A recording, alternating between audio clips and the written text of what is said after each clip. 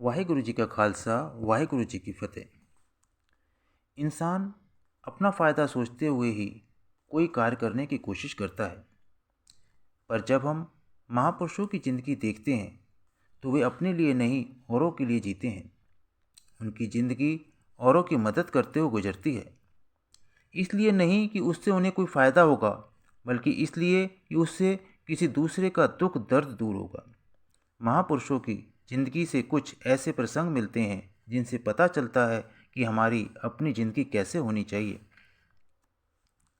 एक साधु की ज़िंदगी का किस्सा है।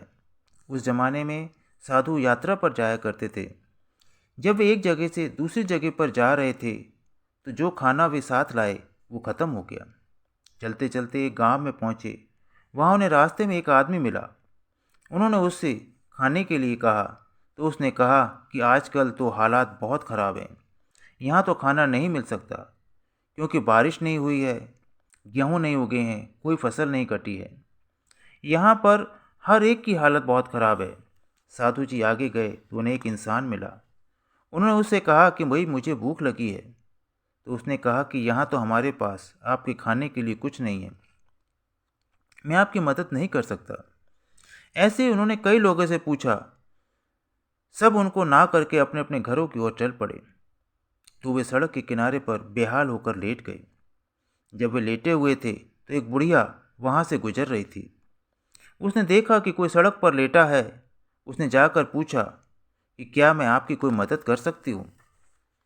साधु जी ने कहा, मुझे बहुत भूख लगी है, मैंने बहुत दिनों से कुछ नहीं खाया है, क्या तुम मुझे कुछ खाने को दे सकती हो। उसने कहा, मैं तुम्हें कुछ खिला सकती हूँ। मेरे 3 बेटे हैं और मेरे घर में 4 रोटियां हैं, मैं आपको 1 रोटी खिला दूंगी। उन्होंने कहा कि बाकियों का क्या होगा। तो उसने कहा, आप 1 नहीं 2 रोटी खा लेना। साधु जी ने कहा कि फिर आप लोग क्या खाएंगे। उसने कहा कि 2 आप खा लेना और जो 2 बचेंगी वो आधी आधी करके हम चारों खा लेंगे। तो वह साधु जी को अपने घर लेकर आई। उन्हें 2 रोटियां खिलाईं। साधु जी के शरीर में कुछ ताकत आई। उसने और उसके बच्चों ने आधी आधी रोटी खाई और वो रात को सो गए। सुबह जब साधु जी उठे और जाने लगे तो उन्हें लगा कि इस औरत ने मेरी बहुत मदद की है। साधु जी काफ़ी पहुँचे हुए थे। उन्होंने उससे कहा, आपकी जो मर्जी हो मांग लो, आपको जो चाहिए वह आप मांग सकते हो, आपको मिल जाएगा। उस बुजुर्ग औरत ने कहा कि हमारे गांव में जो सूखा पड़ा हुआ है वह हट जाए, ताकि खाने के लिए सबको कुछ ना कुछ मिल जाए। साधु जी को बहुत अच्छा लगा कि उस बुजुर्ग औरत ने अपने लिए कुछ नहीं मांगा, उसने गांव में सबके लिए मांगा। तो साधु जी उस पर बहुत खुश हुए। उन्होंने कहा, ऐसा ही होगा। उन्होंने आगे कहा कि मैं तुम्हें एक दवाई देकर जाता हूँ, यह दवाई जब भी किसी बीमार को दोगी वह ठीक हो जाएगा, लेकिन एक शर्त है, तुम किसी से कोई पैसा ना लेना। दूसरी शर्त यह है कि कोई तुमसे इसका नुस्खा पूछेगा तो तुम बताना नहीं। उसने पूछा कि यह दवाई अगर ख़त्म हो जाएगी तो मैं इसे कहाँ से लूँगी। उन्होंने कहा कि इस दवाई की जड़ी बूटियाँ तुम्हारे घर के पीछे लगी हुई हैं, तुम ये जड़ी बूटी जब भी किसी को दोगी उसकी बीमारी चली जाएगी। ऐसा कहकर साधु महाराज वहाँ से चले गए। गांव में जब भी कोई बीमार होता उस बुजुर्ग औरत के पास आता, वह जड़ी बूटी देती और वह ठीक हो जाता। आहिस्ता आहिस्ता उस औरत का नाम शुरू हो गया। एक दिन गांव का मुखिया उसके पास आया। उसने देखा कि उसका घर बहुत टूटा फूटा है, घर की हालत कोई सुधरी नहीं है। कई साल गुजर गए तो उसने उस बुजुर्ग औरत से कहा कि तुम इतने लोगों की मदद करती हो, इन लोगों को दवाई देती हो, इनसे पैसे वगैरह नहीं लेती, अगर तुम ऐसा करो तो तुम्हारी घर गृहस्थी बेहतर हो जाएगी, तुम्हारे रहने की जगह भी ठीक हो जाएगी, तुम्हारे खाने पीने की चीज़ें अच्छी हो जाएंगी। उसने कहा कि मैंने प्रण लिया है कि मैं किसी से पैसे नहीं लूँगी। साधु जी यही कहकर गए हैं, तुम किसी से पैसे लोगी तो ये दवाई कार्य नहीं करेगी। तो मुखिया ने कहा कि यह तो वो तुमसे कह गए हैं, मुझसे तो नहीं कहा। मैं पैसे ले लिया करूँगा, दवाई तुम दे दो, पैसे मैं ले लिया करूँगा और फिर तुम्हें दे दिया करूँगा। तो उसने कहा कि नहीं, मैं ऐसा हरगिज़ नहीं कर सकती। तो उन्होंने कहा कि ठीक है, तो फिर तुम मुझे इसका नुस्खा ही बता दो, तुमने तो पैसे कमाने नहीं, मैं कहीं और जाकर पैसे कमा सकता हूँ। तो उसने उससे साफ इनकार कर दिया। कुछ समय बाद वहाँ के राजा का पुत्र बीमार हो गया। राजा ने उसका बड़ा इलाज करवाया, लेकिन वह ठीक नहीं हुआ। राजा को पता चला कि इस बुजुर्ग औरत की दवाई से लोग ठीक हो जाते हैं। उसने अपने बेटे को वहाँ भेजा तो राजकुमार ठीक हो गया। राजा भी बहुत खुश हुआ। राजा ने खुशी में उस औरत के तीनों बेटों को बड़ी जागीर दे दी। तो भाई, इस कहानी से हमें शिक्षा मिलती है कि हम जब भी कोई अच्छा काम करते हैं, प्रभु हमें उसका फल जरूर देता है। कई बार फल कब मिलेगा वह हमारी समझ में नहीं आता। हम चाहते हैं कि फल अभी मिल जाए, मैंने यह किया है उसका फल मुझे अभी मिल जाए। उसका फल हमें अब कब मिलना है यह तो प्रभु के हाथ में है।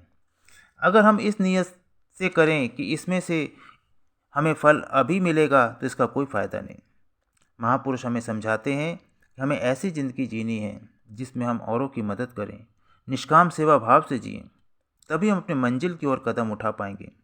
हम अपने घरों में देखते हैं कि भाई भाई का हिस्सा मार रहा है, जायदाद के लिए भाई बहन में लड़ाई हो गई। माहौल तो ख़राब होता ही है, लेकिन सबसे ज़्यादा खराबी हमारी अपनी होती है। अगर हमें प्रभु को पाना है तो हम वे कार्य करें जिनसे सबको शांति ही शांति रहे। लेकिन अगर हम फल की चाह में कुछ करें तो उसका कोई फ़ायदा नहीं।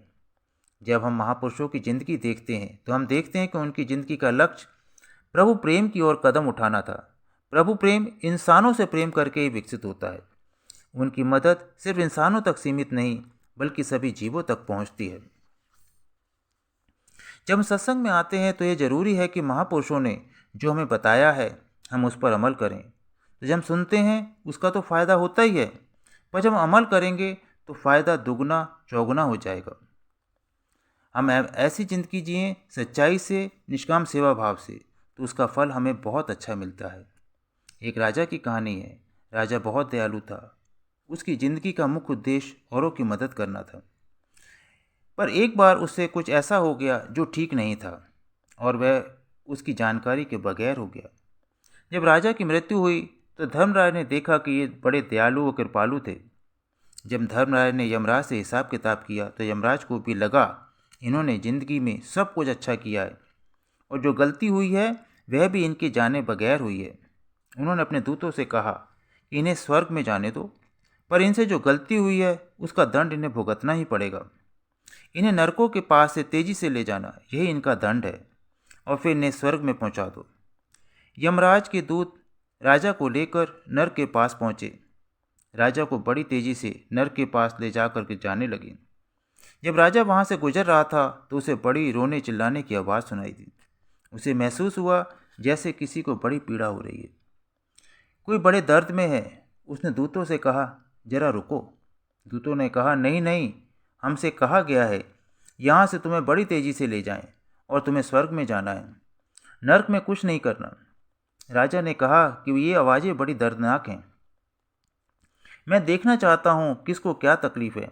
राजा रुका और उसने देखा कि लोग कह रहे थे, कृपया यहाँ एक क्षण के लिए रुकिए, क्योंकि जो हवा आपको छू कर आ रही है उसकी खुशबू से हम लोगों को जो यहाँ नरक की आग में जल रहे हैं ठंडक मिल रही है। राजा बड़ा दयालु था। उसने कहा, एक क्षण क्या, मैं तो यहाँ पर बुद्ध बनकर खड़ा हो जाता हूँ ताकि तुम्हें कुछ आराम आए। उससे बढ़कर मेरी ज़िंदगी में और क्या हो सकता है। तो राजा ने दूतों से कहा कि मैं यहीं पर रुकूंगा। उसी समय देवराज इंद्र व धर्मराय यहाँ पर पहुँच गए। उन्होंने कहा, नहीं नहीं राजन, तुम्हारी जगह स्वर्ग में है। नर्क तो उन लोगों के लिए है जो गड़बड़ी करते हैं, औरों की ज़िंदगी में दुख दर्द लाते हैं, दूसरों के साथ लड़ाई करते हैं, दूसरों के पैसे मारते हैं, हक मारते हैं। राजा ने कहा, अगर मेरे यहाँ रहने से नर्क के लोगों को कुछ आराम मिलता है तो मैं यहाँ से नहीं जाऊँगा। देवराज इंद्र ने कहा कि राजन, आप हमारे साथ चलिए, आपकी जगह स्वर्ग में है। राजा ने कहा, देखो, मैंने ज़िंदगी में जो पुण्य कमाए हैं वे आप मेरे से ले लो और इन सब में बांट दो। इनको तुम स्वर्ग ले जाओ और मैं यहीं पर ठीक हूँ। तो धर्मराय व देवराज इंद्र ने सोच कर कहा कि ठीक है, ये सब स्वर्ग जाएंगे, और उन्होंने उनकी आत्माओं को स्वर्ग में जाने को कहा। जब वे आत्माएं जा रही थी तो देवराज इंद्र ने कहा कि आप भी चलिए। राजा ने कहा, मैं स्वर्ग में कैसे जा सकता हूँ, मैंने तो जितने पुण्य कमाए थे दान में दे दिए, मैंने उनका फल तो इनको दे दिया, आप इनको ले जाओ, मैं यहीं पर रहूँगा। कोई बात नहीं, अगर मेरे एक आदमी के दुख दर्द सहन करने से लाखों का फ़ायदा होगा तो यहाँ की जो गर्मी है, आग है, भूख है, प्यास है, मैं सब कुछ सहन करने को तैयार हूँ। आप इनको ले जाओ। देवराजेंद्र ने कहा कि आपने जिंदगी में जो पुण्य कमाया वह ठीक है, परंतु जब आपने उस पुण्य को दान कर दिया तो वह उससे भी ज़्यादा पुण्य है, इसलिए आपकी जगह स्वर्ग में ही है। महापुरुष हमें समझाते हैं कि जब हम निष्काम सेवा भाव से कुछ करते हैं, जब हम सेवा भाव से जीते हैं तो उसका फल बहुत ज़्यादा होता है। संत कृपाल सिंह जी महाराज एवं संत दर्शन सिंह जी महाराज सत्संगों में यहाँ तक फरमाया करते थे कि निष्काम सेवा भाव से हमें इतना फल मिलता है जितना कि भजन अभ्यास से मिलता है। जब हम ढंग से भजन अभ्यास करते हैं तो उस समय कोई कर्म नहीं बनता, ना लोहे की जंजीरें ना सोने की जंजीरें बनती हैं। तो निष्काम सेवा भाव से जब हम अपनी जिंदगी गुजारेंगे तो हम देखेंगे कि हमारे कदम बड़ी तेज़ी से अपनी मंजिल की ओर ले जाएंगे। इसलिए बार बार समझाया जाता है कि हम निष्काम सेवा भाव से अपनी ज़िंदगी गुजारें, निष्काम सेवा भाव से ही अपनी ज़िंदगी गुजारें। धन्यवाद। धन धन सद्गुरु, धन धन सद्गुरु।